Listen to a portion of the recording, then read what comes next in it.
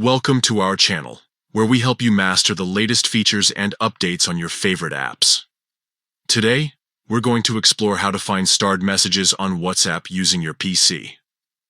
This feature is incredibly useful for keeping track of important information or memorable conversations. First, let's get started by opening the WhatsApp app on your PC. You can do this by double-clicking on the WhatsApp icon or searching for it in your Applications folder. Once you've launched the app, you'll see the familiar interface that you're used to from your mobile device. Now, to access your starred messages, you need to navigate to the menu.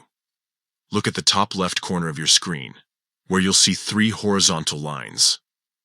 Click on these lines to open the menu. This menu provides quick access to various features, including your starred messages. From the menu, select Starred Messages. This option will take you directly to a list of all the messages you've marked as important. Here, you can scroll through and find any message you've previously starred. Whether it's a crucial piece of information or a funny joke, this feature helps you keep it at your fingertips.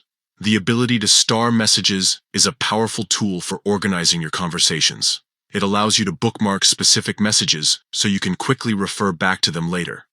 This is especially useful in long chats where important details might get lost in the conversation history.